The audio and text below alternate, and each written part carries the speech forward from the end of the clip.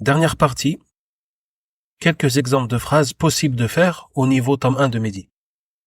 Première phrase, où est-ce que ton frère est parti au Saïd? Il est parti à Bagdad. On dira Aïna dhahaba akhuka ya Saïd.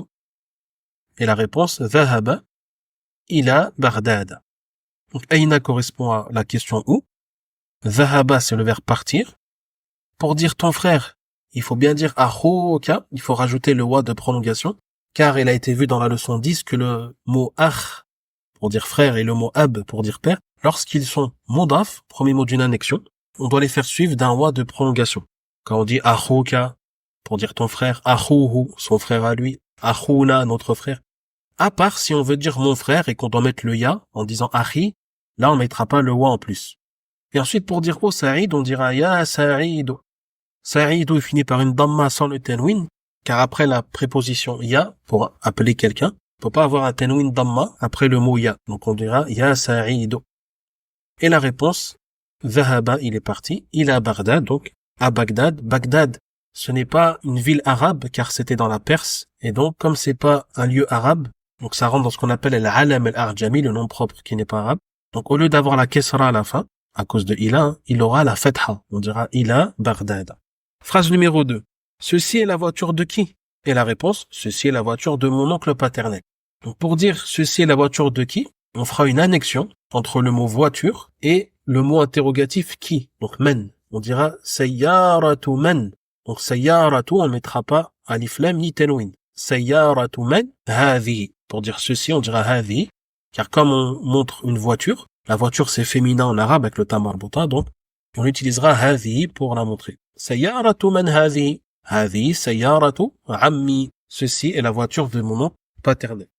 Troisième phrase, mon vélo, sa couleur est bleue. Pour dire mon vélo, on dira darrajati, en finissant par le ya de prolongation qui indique mon vélo.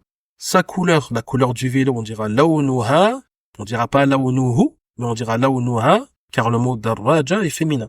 Et pour dire bleu, on dira azraku. Launuha azraku. Et azraku, il faut pas lui mettre de tenwin, car il fait partie des descriptifs sur la forme af'al. Darrajati launuha azra.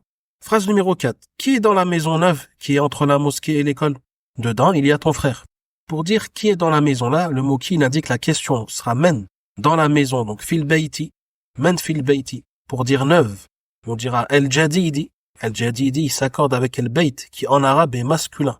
Donc al-bayti, il a alif lam, il est masculin, et il a la kesra, il est au singulier. Donc, al-jadid, qui est le nart, il doit s'accorder dans ces quatre choses-là. Il doit avoir alif lam, il doit être masculin, il doit être singulier, et il doit avoir la kesra aussi. Donc, man fil bayti al-jadidi. Ensuite, pour dire qui est entre la mosquée et l'école, le mot qui ici, c'est pas celui pour poser une question, mais c'est ce qu'on appelle le pronom relatif, qui sera en arabe le mot allavi, si jamais ce qui précède est masculin, ou bien qui sera allati, si ce qui précède est féminin. Mais ici, on parle de al-bayt, qui en arabe est masculin, on dira allavi, on dira pas allati. Ensuite, pour dire entre la mosquée et l'école, on dit bayna, al-masjidi, ou al-madrasati. Et pour dire dedans, il y a ton frère, pour dire dedans en arabe, on dit soit fihi, si on parle d'un lieu qui est masculin en arabe, soit fiha, si on parle d'un lieu qui est féminin en arabe. Là, on parle toujours de la maison, et donc en arabe, attention, la maison, c'est masculin, donc on dira fihi, et pas fiha, on dira fihi, akhuka. Et pour dire ton frère, comme on l'a dit tout à l'heure, il faut bien rajouter la prolongation, akhuka, fihi akhuka. Cinquième phrase, combien de tantes maternelles as-tu? J'ai 5 tantes maternelles. Donc pour dire combien, on dit kem. Pour dire tante maternelle, on dit khalatun, mais comme ici on veut dire combien de tantes, on dira khalaten. Donc pour dire combien de, ici pour dire combien de tantes, il faut que le mot khala, il soit au singulier, contrairement au français où il est au pluriel, hein. Mais là en arabe il faut qu'il soit au singulier, il faut qu'il ait la fetha, donc qu'il soit mansoub, et il faut qu'il ait le tenwin. Donc on dira kem khalaten. Et après, on dira laka. Ce qui est correct, hein, c'est dire laka. Kem khalaten laka. Comme on parle de tantes qui sont des êtres humains, ce sera pas tout à fait correct de dire indaka. Et la personne répond li khamsu khalati. J'ai 5 tantes maternelles. Donc li c'est pour dire j'ai. Ensuite pour dire 5 tantes maternelles, le chiffre 5 il sera au masculin sans le tamarbuta. Pourquoi? Car il s'oppose au dénombré khalat qui est féminin. Donc on dira khamsu khalatin.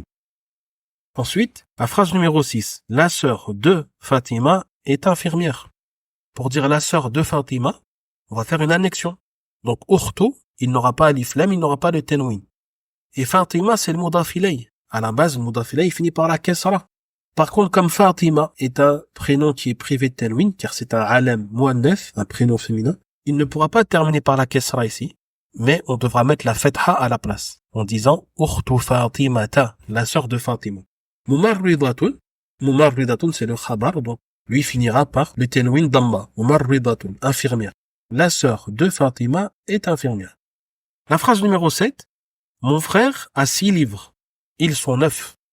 Mon frère, on dit akhi. Pour exprimer le verbe avoir, soit on peut dire lahu, soit on peut dire indahu. Ici, on a le choix entre les deux, car on est en train de parler de livres. Et les livres, c'est pas des êtres humains. Quand c'est des êtres humains, on utilise lahu. Mais quand c'est des objets ou autres, des animaux, on a le choix. Soit on dit lahu, soit on dit indahu. Les deux sont juste ici. Donc, akhi, lahu. Et après, pour dire 6 livres, le chiffre 6, sittatu, il sera au féminin, car il s'oppose au mot livre qui est masculin. On dira sittatu kutubin. Et pour dire qu'ils sont 9, là, on est en train de parler de livres. Et attention, on a dit que dès qu'il y a un pluriel, il faut se poser la question, est-ce que ce pluriel est doué de raison ou pas? S'il n'est pas doué de raison, comme ici, les livres, alors on doit automatiquement l'accorder au féminin singulier. Pour parler des livres, au lieu de dire hum, qui est réservé en fait aux êtres humains, je vais dire hiya jadidatun. Donc je dirais pas hum jududun, ça c'est pour les êtres humains, mais je dirais hiya jadidatun. Attention, il y a souvent des erreurs sur ce type de phrase. Phrase numéro 8, j'ai un stylo vert. Pour dire j'ai, je peux dire indi ou je peux dire li, car ici on est en train de parler d'un stylo, donc comme c'est pas doué de raison, j'ai le choix entre les deux. Un stylo on dit qalamun, et pour dire vert, on dit akhdaru. Attention, il faut pas mettre le tenwin, car akhdaru est un descriptif sur la forme af'al, donc il est privé de tenwin. Indi qalamun akhdaru. Phrase numéro 9. La chaise neuve qui est dans la classe est au nouveau professeur. Donc la chaise neuve, ça on comprend que le mot neuf c'est le nart. C'est le nart du mot chaise. Donc en français, on dit la chaise neuve. Mais en arabe, comme le mot neuf sera nart, il faudra lui mettre l'article devant. Comme si on disait la chaise la neuve. Donc on va dire el kursiyu el jadidu. Et en arabe, el kursi, attention, c'est masculin. Donc el jadidu, il doit s'accorder au masculin. Qu'attention de ne pas se faire tromper par le fait qu'en français on dit la chaise au féminin, car en arabe, la chaise, el kursi, c'est masculin. El kursi ou el jadidu. Ensuite, pour dire qui est dans la classe, on doit utiliser le pronom relatif. Et comme kursi, c'est masculin, on dira al-lavi. On ne dira pas al-lati. On dira al-lavi. Dans la classe, on dit fil fasli. Et après, pour dire que cette chaise est au nouveau professeur, on va utiliser la préposition li qui indique al-milk, la possession. Et on dira lil mudarrisi. Donc il y aura la kesra à cause de li qui est un hafjar. Et après on dira el-jadidi. El-jadidi, il s'accorde avec el-mudarrisi. Attention, en français on dit nouveau professeur. Donc l'adjectif nouveau est avant le mot professeur. Mais en arabe, l'adjectif doit toujours être après son man'out. Donc el-jadid, il faut absolument le placer après mudarris, pas avant. Donc el-kursiyu al-jadidu alladhi fil fasli lil mudarris al-jadid. 10e phrase. Quel étudiant est dans la classe? Pour dire quel, on va utiliser ay et on va l'annexer avec étudiant. On dira ayyu talibin. Ayyu talibin. Donc on fait une annexion entre ay et talib. Dans la classe, on dit fil fasli. Et pour dire c'est l'étudiant qui est du Pakistan, en français on dit c'est, mais dans le contexte arabe ici, on remplacera par le pronom, le damir. On dira huwa.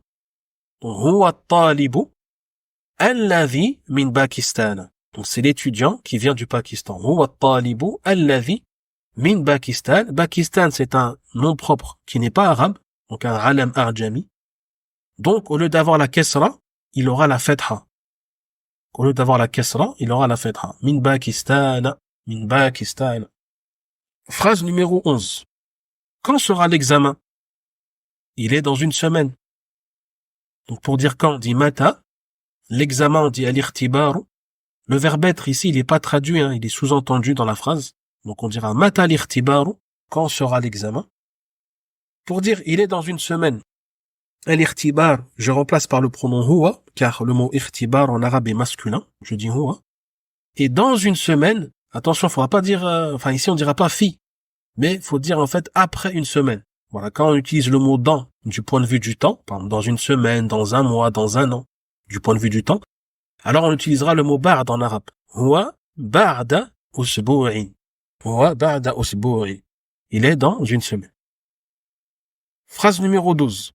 De quelle ville êtes-vous, ô les sœurs? Donc pour dire quelle ville, on va utiliser ay encore, qu'on va annexer au mot ville, Madina. Mais pour dire de quelle ville, donc la provenance, on doit rajouter le mot min qui indique la provenance, el-bidaya. Donc on dira min ayyi madinatin. Min ayyi madinatin. De quelle ville? Antunna, êtes-vous? Ya akhawatu, ô les sœurs. Et donc akhawat, on lui enlève son tenwin, car on peut pas maintenir un tenwin damma après le mot ya pour appeler quelqu'un. Ya akhawatu. Et la réponse, nous sommes de Paris, nahnu min Barisa. Nahnu min Barisa. Baris, comme c'est un nom propre qui n'est pas arabe, donc un halam arjami, il n'a pas de tenwin et par conséquent, il n'aura pas la kesra non plus, mais il aura la fetha dans les situations où il devrait avoir la kesra. Donc comme ici on a min, on devrait avoir la kesra, mais lui à la place il aura la fetha, car il est mamnour min as-sarf. Min Barisa. Phrase numéro 13. Où sont les nouvelles enseignantes? Elles sont dans l'université de Médine. Pour poser la question où, on utilisera aina. Le verbe être, sont, n'apparaîtra pas. Pour dire les nouvelles enseignantes, attention, le mot nouvelle qui est un adjectif, nart, il faudra le placer après le mot enseignante. Donc on dira el-mudarrisatu, el-jududu. Comme les enseignantes, c'est un pluriel doué de raison, je dois accorder l'adjectif au pluriel et je dois faire attention au genre, comme c'est un pluriel féminin, mudarrisat. Le mot nouveau sera aussi au pluriel féminin. Mais pour le mot nouveau, al-judud, il n'y a pas de distinction entre le pluriel masculin et féminin. Aïna al-mudarrisat al-judud. Où sont les nouvelles enseignantes? Elles sont, donc on utilisera hunna, dans l'université de Médine. L'université, c'est Jamia. Donc pour dire l'université de Médine, à la base on dit Jami'atu, avec une damma, al-madinati, avec une kesra. Mais là, comme il y a le mot fi va modifier la fin du mudaf de Jamia. Ça va devenir Jami'ati, fi Jami'ati al-Madinati, dans l'université de Médine. Aïna al-mudarrisatu al-jududu, hunna fi Jami'ati al-Madinati. Phrase numéro 14. À l'hôpital, il y a 5 médecins et 10 infirmières. Pour dire à l'hôpital, en fait, il faut comprendre ici dans l'hôpital. On va utiliser fi. Il faudra pas mettre ila ou autre chose, ou mettre li. Là, ici, il faut mettre fi, parce que c'est dans le sens dans l'hôpital. Donc, on dira fil mustashfa, et il a été vu dans la leçon 8 que el mustashfa, comme il finit par la lettre alif, on ne peut pas faire apparaître la kesra que le mot fi impose à la fin du mot al mustashfa. Donc, la prononciation reste intacte, reste pareil. On dira fil mustashfa, et on n'entendra pas de kesra à la fin. Il y a, le mot il y a, en fait, la partie il y a ne sera pas apparente en arabe. On dira directement 5 médecins et 10 infirmières. Pour dire 5 médecins, donc les médecins ici, c'est pour dire 5 médecins, en fait, ce sont des hommes. Ici, c'est pas précisé que ce sont des femmes, donc ce sont des hommes. Donc le pluriel de tabib, c'est atibba. Et pour dire 5, le chiffre 5, il sera au féminin, car il s'oppose à atibba qui est masculin. Donc on dira khamsatu atibba'a. Et attention, atibba, c'est un pluriel modifié sur la forme af'ila, donc il n'a pas de tenwin. Et par conséquent, il n'a pas de kesra non plus. Là, normalement, il devrait terminer par la kesra à cause de l'annexion avec khamsatu. Mais à la place, on mettra la fetha. Khamsatu atibba'a.